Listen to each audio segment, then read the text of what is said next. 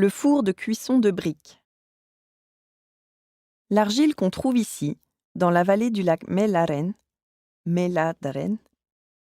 contient des matières ferrugineuses qui, à la cuisson, donnent à l'argile une couleur rouge. Dans la province d'Uppland et dans le sud de la Suède, on trouve des argiles qui contiennent également de la chaux, donnant une couleur jaune à la cuisson. L'argile la plus pure, le kaolin, qui existe en Scanie, devient, elle, blanche à la cuisson. Le processus de fabrication des briques s'effectue en plusieurs étapes. L'argile qui sera utilisée lors du processus est extraite et mélangée au sable, à de la sciure ou à un autre matériau en fonction des propriétés désirées pour cette brique. On donne ensuite à l'argile, ainsi traitée, la forme du produit désiré, par exemple brique ou tuile. L'argile façonnée doit ensuite être séchée avant la cuisson. Autrefois, ce séchage avait lieu dans de grands hangars de séchage où la brique, partiellement encore malléable, était placée en respectant un intervalle d'air entre chaque brique.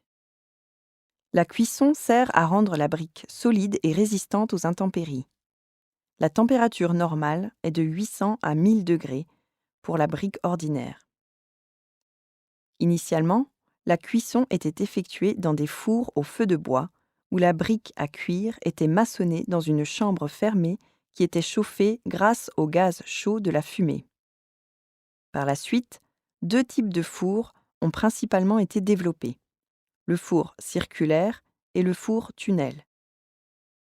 Au milieu du XXe siècle, le bois utilisé pour chauffer le four de cuisson a été remplacé par du mazout dans de nombreux endroits. Mais pour des raisons écologiques et d'économie, on a choisi ensuite le chauffage au gaz. Si la cuisson de l'argile s'effectue à trop basse température, sa couleur sera trop claire, et si la température est trop élevée, sa couleur sera trop foncée, parfois noire. La température a également un impact sur les propriétés de la brique.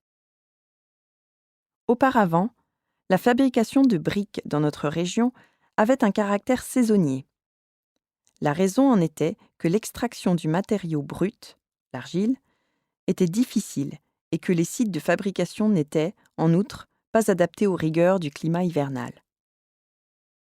Aujourd'hui, il existe de nombreux matériaux qui sont plus rentables et qui, pour ce qui concerne certains composants, ont remplacé aussi bien les briques que les tuiles.